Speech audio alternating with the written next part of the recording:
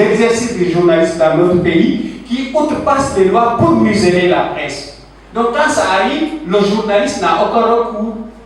Donc c'est pour vous dire aujourd'hui, le combat, il doit être mené par nos journalistes. Nous n'avons pas le droit de faillir. Nous devons rester solidaires. Nous devons exprimer, faire parler la confraternité à chaque fois que la liberté de la presse est menacée.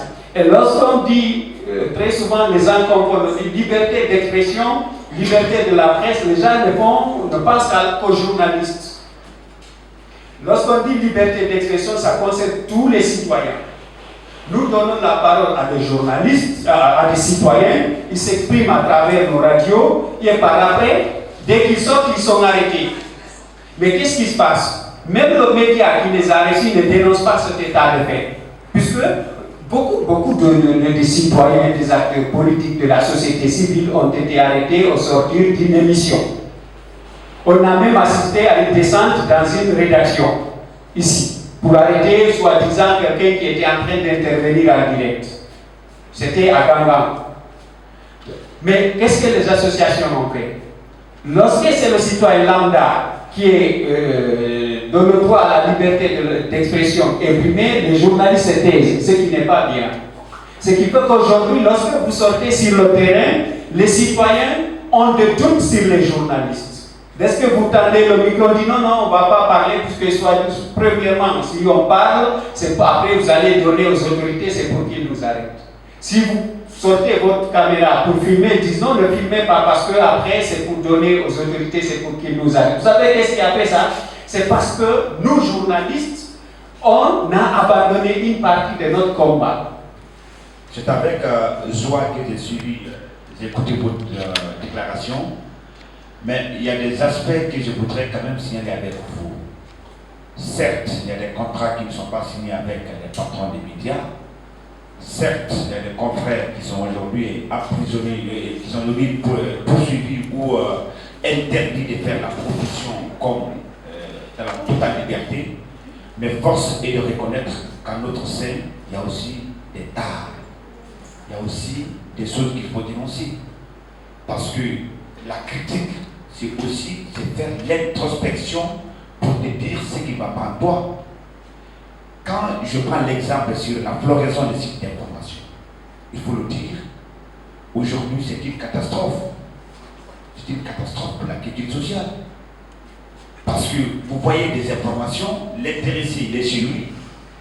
Il apprend que du côté de Bambeto ou Koza, il y a un petit mouvement, un motard a percuté un citoyen, entre-temps il y a eu altercation entre eux.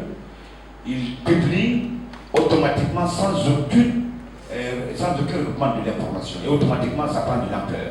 N'est-ce pas? Qui dit que le journaliste doit œuvrer pour le maintien de la paix, pour le maintien de la sécurité, de la cohésion sociale, n'est-ce pas, dans un pays.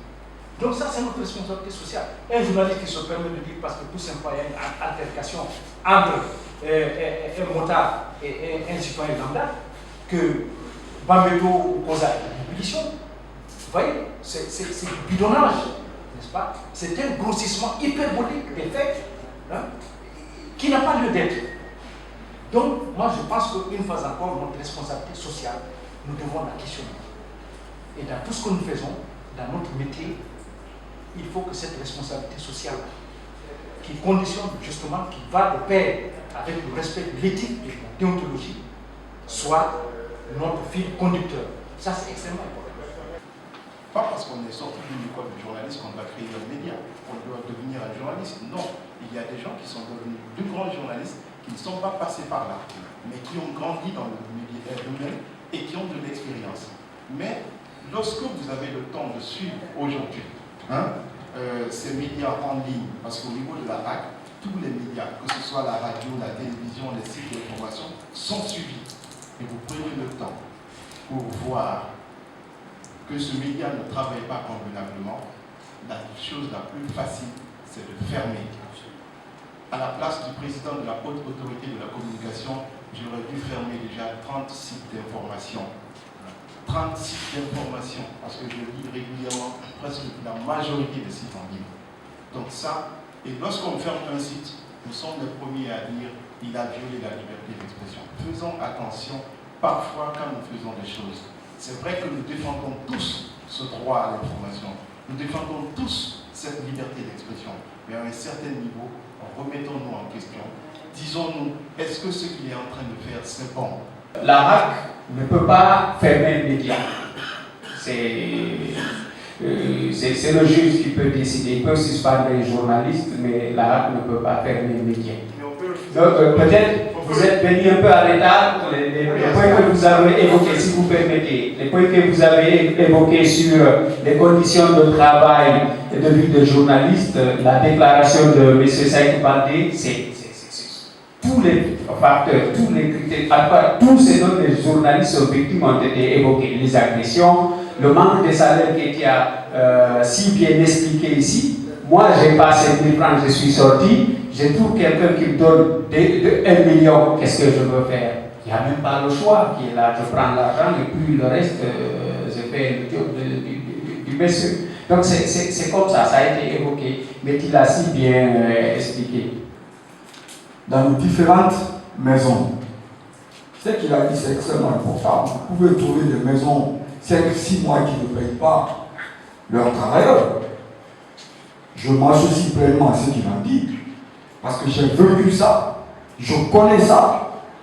Il y a des gens qui préfèrent des miettes, qui préfèrent être protégés par le PDG au détriment des autres, parce que celui-là peut, lui, l'envoyer en Europe pour faire sa petite promenade, balade et puis il revient au Bercail. Il peut faire ça au détriment de tout le personnel. Qu'est-ce que vous voulez? Entre nous d'abord, il faudrait qu'on soit unanime. Il faudrait qu'on soit d'accord. Il faudrait, quand on se dit des choses, la moindre, c'est-à-dire c'est de respecter ce qu'on s'est dit. Mais les patrons de presse n'ont aucun problème, une fois de plus. C'est les journalistes qui sont des problèmes. Vous allez voir qu'il est venu là-bas par l'entremise via quelqu'un, et lui, il préfère celui-là que tout le personnel. Sinon, ce que vous dites, c'est vrai, c'est une réalité. Mais petit à petit, l'oiseau fait son nid. On est en train de remédier à tout ça. On en a parlé ici. Moi, j'ai commencé par dire qu'il y a de l'exploitation de l'homme par l'homme dans ce métier. Je l'ai dit ici, on exploite les journalistes. Et aujourd'hui, la Guinée est classée justement dans la situation des pays problématiques, comme le Burkina, comme le Sénégal, n'est-ce pas? Comme bien d'autres pays. Nous sommes dans la situation des pays problématiques. Et vous avez, par contre, un pays comme la Gambie, la petite Gambie, comme la petite Guinée-Bissau, qui sont aujourd'hui dans une situation meilleure et qui ont un classement, n'est-ce pas, de loin, qui nous dépasse de très loin.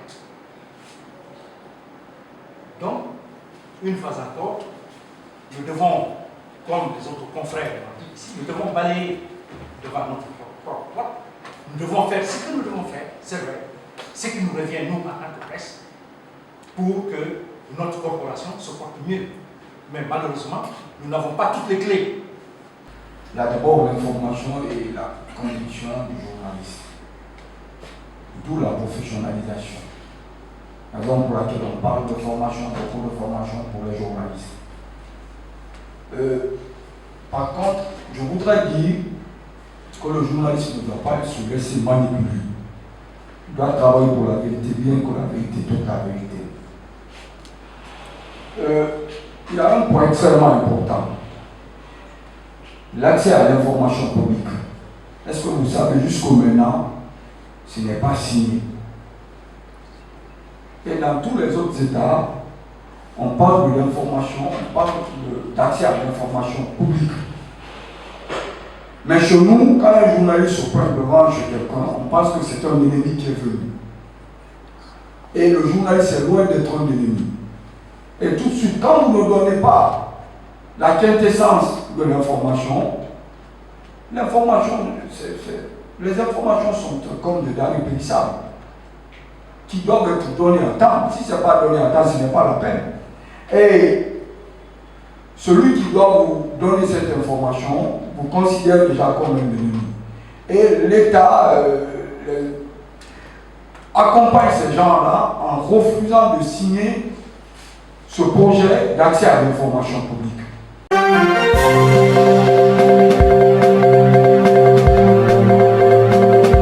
Pas un rapport en tant que tel, c'est une déclaration que l'association, l'organisation a faite relative justement à la célébration de la journée mondiale de la liberté de la presse, et comme vous le savez, qui est célébrée traditionnellement chaque 3 mai à travers le monde. Donc l'événement, les journalistes guinéens ne sont pas en reste et nous avons estimé que nous devons faire de cette journée, non pas une journée festive, même si nous devons la fêter, mais nous devons également réfléchir sur les défis qui interpellent notre corporation, le métier de journalisme dans notre pays. Et vous avez vu que dans la déclaration, nous avons énuméré des défis qui ne sont pas du tout moindres et qui sont liés justement aux mauvaises conditions de vie et de travail des journalistes. Et il y a aussi les problèmes sécuritaires. Les journalistes ne sont pas ou sont très peu protégés et sécurisés, surtout lors des événements, des manifestations sociaux, politiques. Et aussi, nombreux de nos confrères aujourd'hui sont victimes d'intimidation, de menaces, de harcèlement, parce que tout simplement, ils s'aventurent à faire des reportages, des enquêtes sur des personnalités publiques de notre pays ou sur certaines institutions. C'est comme si ces personnalités et ces institutions-là ne doivent pas être touchées. Donc ça, c'est un véritable problème. Et les défis donc sont nombreux. Et il y a aussi le fait que les journalistes, comme je le disais tantôt, depuis, avec le combat qui a été mené depuis de nombreuses années pour l'obtention de la convention collective, jusqu'à présent, on n'y est pas. Et quand vous prenez, même en ce qui concerne la signature des contrats de travail, que ce soit des CDD ou des CDI, n'est-ce pas, plus de 70% des journalistes n'ont pas de contrat de travail. Donc, si vous voulez, ils sont payés, juste ils reçoivent des miettes selon l'humeur du patron de presse. Donc, tout cela ne peut pas justement rendre dignes les journalistes dans l'exercice de leur métier. Au patron de presse de payer quelque chose aux journalistes. Le travail fait doit être payé. Mais ici, on utilise les journalistes. C'est l'exploitation de l'homme par l'homme. Dans les rédactions, on peut entendre jusqu'à 5-6 mois, les journalistes ne sont pas payés. Nous sommes sur quelle planète? C'est une occasion pour nous que nous devons mettre à profit pour dire aux dirigeants, dire aux patrons de presse, parler même aux journalistes d'être vraiment très vigilants, de faire attention. Parce que chez nous, nous avons constaté que les journalistes vraiment ne sont pas du tout considérés. Pour preuve éloquente, la ministre s'est fendue d'une simple déclaration qu'elle a lue hier sur les ondes de la RTG pour dire que c'est la liberté internationale de la presse. Après ça, elle s'est limitée là. Qu'est-ce que le département lui-même a fait? Mais rien, pratiquement rien.